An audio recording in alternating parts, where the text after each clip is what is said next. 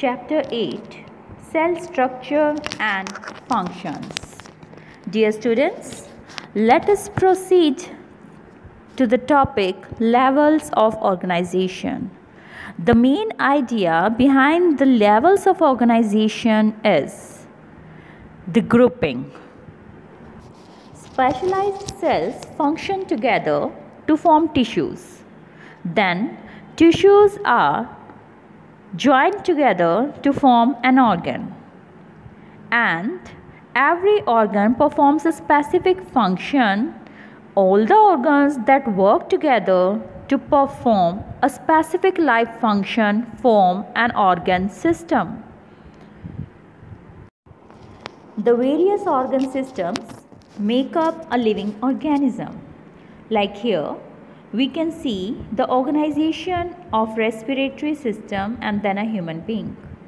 Lung cells combine together to form lung tissue, and lung tissues are grouped together to perform a specific function, and the organ is lung. Similarly, in the female reproductive system, we have ovary cells, then ovarian epithelial tissues, followed by reproductive organs and then organism. Actually, the parts of the cell are mainly cell membrane, cytoplasm and nucleus. Cytoplasm and nucleus are enclosed within the cell membrane, also called as plasma membrane. The cell membrane of the onion cell is covered by a thick covering called the cell wall. The central dense round body in the center is called nucleus, and the jelly-like substance between the nucleus and the cell membrane is cytoplasm. See in the picture here. There is a structure of onion peel as observed under a microscope. We can see nucleus and cytoplasm here, and when we see it in the detailed pattern, we can observe cell wall, cell membrane, nucleus, cytoplasm and vacuoles. These all cells are hexagonal in shape, just like the structures you see in a honeycomb. They are similar to them. Honeycomb structures resemble the cell structure. The cell wall is the outer boundary. Cell membrane. It separates the cells from one another and also separates the cell from the surrounding medium. The plasma membrane is porous and allows the movement of substances or materials both inward and outward. The cell membrane gives shape to the cell. In addition to the cell membrane, there is an outer thick layer in cell of plants known as cell wall. The cell wall is very important in plant cells as it gives additional layer supporting the cell membrane, so the plants are protected. The plant cells need protection against variations in temperature, high wind speed, atmospheric moisture, etc. They are exposed to these variations because they cannot move. They cannot protect themselves by moving to a suitable condition, just like we human beings do. So this cell wall is of utmost importance in plants. Cytoplasm. This is the main cell organelle. It is a jelly-like substance present between the cell membrane and the nucleus. All the other cell components are present in the cytoplasm, like mitochondria, Golgi bodies, ribosomes, etc. In the picture you can see the various cell organelles present within the cytoplasm. It is a picture of human cheek cell.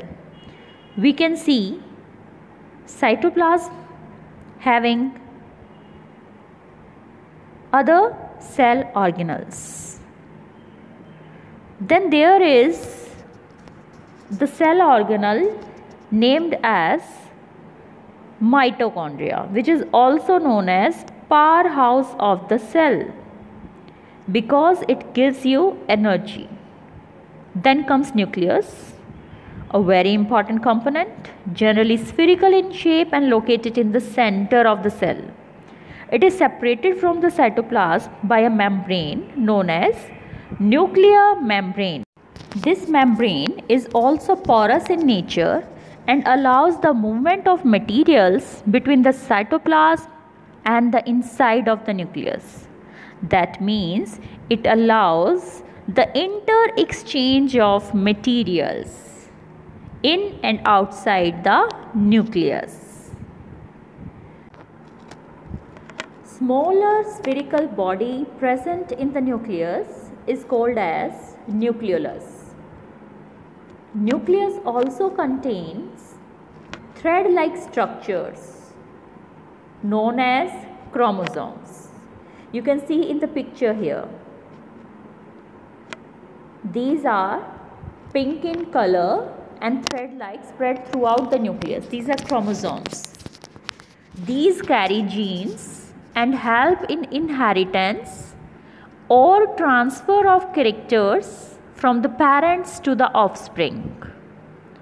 The chromosomes can be seen only at the time of cell division.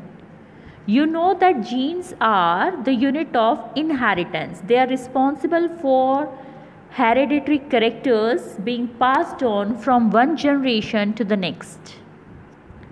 Nucleus acts as control center of the activities of the cell. The entire content of a living cell is known as protoplasm. It includes cytoplasm and the nucleus. Actually, protoplasm is called the living substance of the cell. Gene. It is a unit of inheritance in living organisms, as you all know. It controls the transfer of a hereditary characteristic from parents to the offspring. This means that your parents pass some of their characteristics on to you. If your father has brown eyes, you may also have brown eyes. If your mother has curly hair, you might also end up having curly hair. However, the different combination of genes from parents result in different characteristics. It is not 100% confirmed that you may get the characteristics similar to your parents. You may have some variations also. Dear students, you may see some similarities in your facial features to your parents or your grandparents from maternal or paternal side. This is because of genes. This is because of your heredity.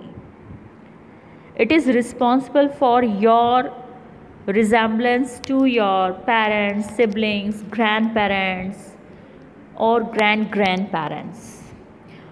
Now coming over to the types of cells, prokaryotic cells.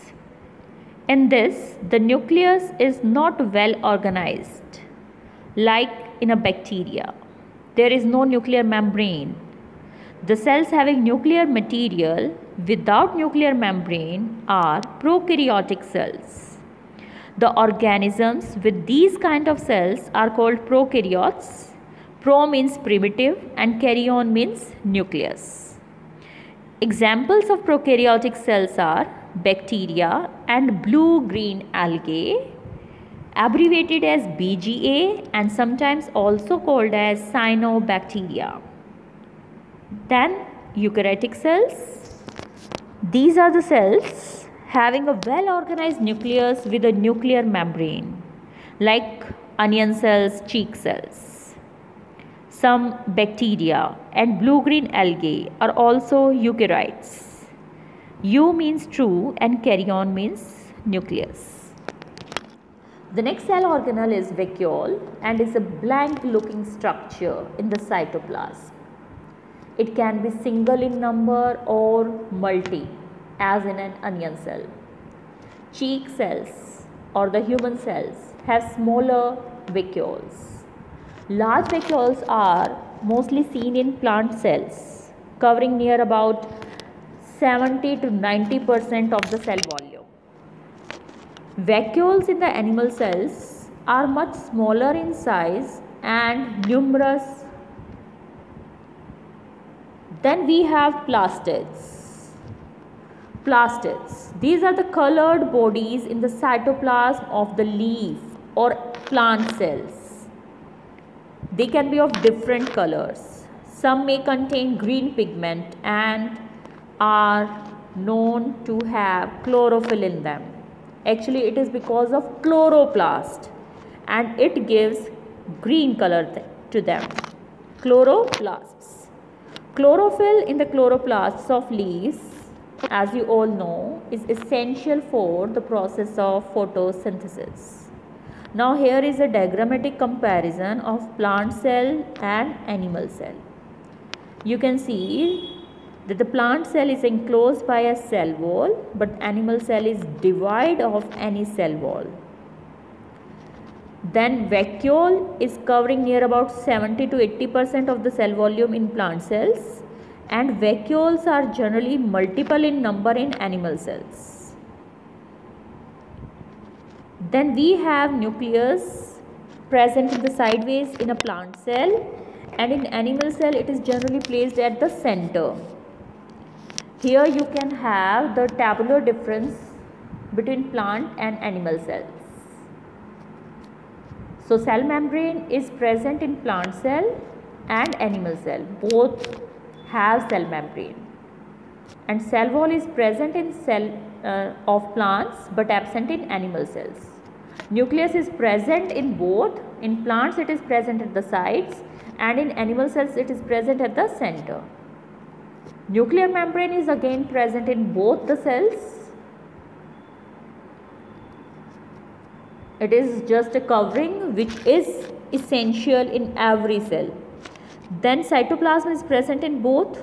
Plastids is present only in the plant cells and absent in animal cells. Vacuoles are single and large in size, present at the center of the plant cells, and in animal cells they are in a number and smaller in size. So that's all for this tutorial beta. Thanks for watching. Have a good day.